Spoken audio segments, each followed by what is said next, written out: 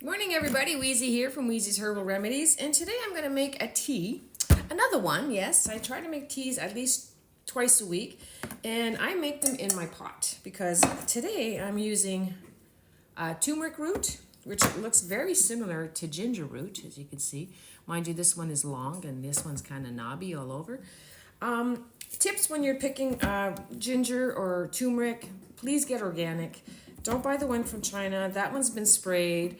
And if you get the organic, keep the skin on because the skin is full of prebiotics. So all I'm going to do is if there's any like dirty brown spots, I will cut them off, and you give it a quick wash if you want, which is what I'm going to do right now. So I'm back. I gave it a good washing and I dried it, and now you can see my little cloth has got some brown spots on it.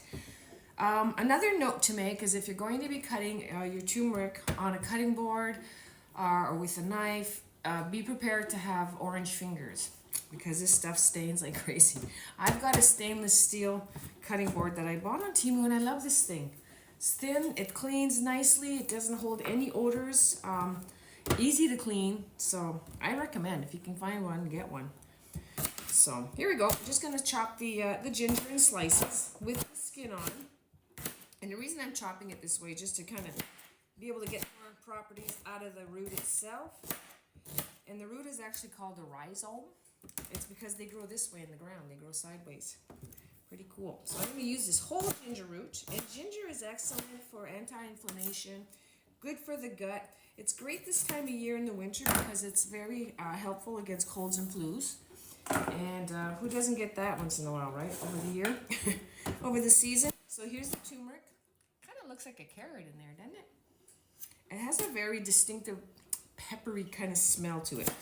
I'm going to use this whole root and pop that in there. And I'm going to begin boiling the water with just the rhizomes in there, because they're going to take a little longer to extrapolate. But I'm going to add, as I always do in my tea, other beneficial plants, which I'm going to show you.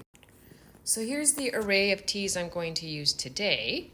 We're going to start off with the stinging nettles. Now, nettles are anti-inflammatory, which can help with any kind of arthritis, hay fever, those kinds of things. It helps with blood sugar, bones, because it contains lots of vitamins and minerals, including magnesium and calcium, potassium. It's also great for skin. It's an antihistamine, anti-inflammatory, antibacterial, great for acne and skin problems. It's good for UTIs. It's got high iron. It's also great for cancer.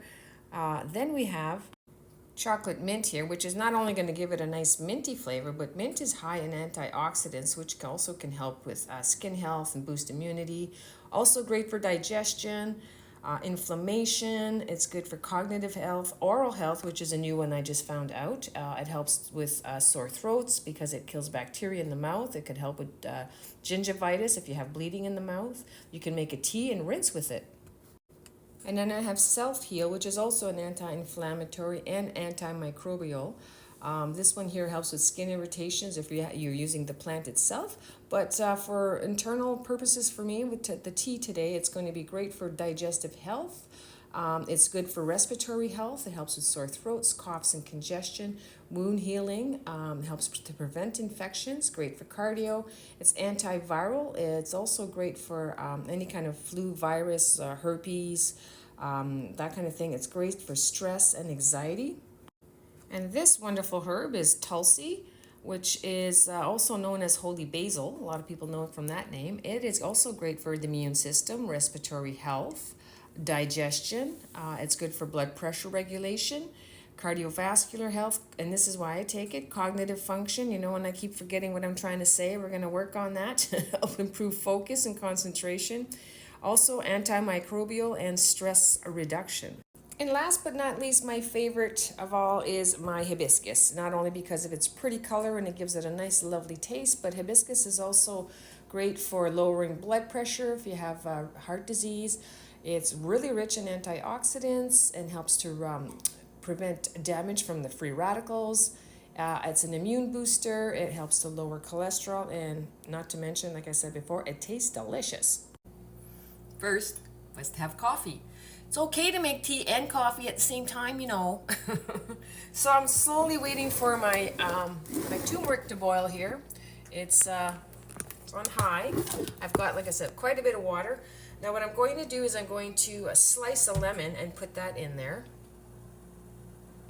Now if you want your ginger and your turmeric to last a lot longer, you can leave it in the fridge or you could freeze it. So if you're gonna freeze it, maybe slice it up. If you're gonna throw some in your tea, you can grate it. You can squeeze the juice out of the grated ginger just to make ice cubes out of it if you want to do it that way. So this way it preserves it. Everything is so expensive nowadays. So what I do, I throw mine in the fridge, and if I know I'm not going to use it for more than a week or so, then I'll put some in the freezer. So I'm going to add my lemon to it. Make sure to wash your fruits before you put them in, or your lemons and limes before you put them in, well, any fruit, before you put it in your tea. That knife is not cutting the mustard for me. I'm going to use my razor knife. Check out the blade on this guy. It's very sharp, tiny little razor blades, and it cuts like nobody's business. Came in a set of 6, and I love this little knife. It's great for chopping, slicing, dicing. Makes it quick. I've cut my fingers I don't know how many times on it, so be careful. All right, so I'm going to add this whole lemon. Come on, we're going to go do this together.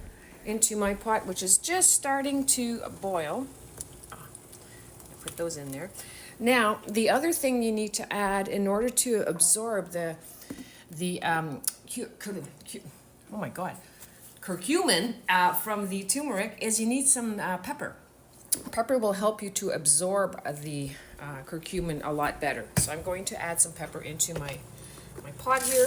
I know pepper and tea sounds strange, but I'm not putting a lot. It's just enough to see, just a couple of little grains in there, just to help it get activated. That's all. All right, so I let this steep for about 10 minutes to start to get most of the ginger and turmeric in the liquid, as well as the lemon. It's a beautiful yellow color. Look at that. It's still bubbling a little bit. So now I'm going to add my herbs to it. I don't want to add them too early because herbs are actually quite delicate, and I didn't want to over boil them. So now that it's steeping, I'm going to add, this is an eighth of a cup, sorry, of Tulsi. I'm going to add that in there. Everything's going to get strained out through my strainer later, so I don't have to worry about little bits of this and that. I'm going to add 2 mint because mint obviously is fluffy. And who doesn't like mint in their tea? Now I want to show you this. This is one of the big guys. This is the Prunella vulgaris, the self-heal or heal-all. So this is a big guy. Yeah, they're brown because they've been dehydrated. So this one here I can't scoop. I'm going to add a good handful here. There we go. Some of that. Now for my Tulsi, add a scoop of that. This one here. Again, for cognitive health, antibacterial, antiviral. 'Tis the season, folks. You gotta protect yourself the best way you can and stay away from those jabs. This can only cause some havoc to your body, so a little extra of this. Now give it a good stir. And what I like to do is put the lid on it upside down. Now with the lid upside down, all the steam that comes up is going to drip back into the pot. So I'm not going to lose any of the nutrients and all of the properties that might dissipate into the air. So here we go. I'm going to get my lid.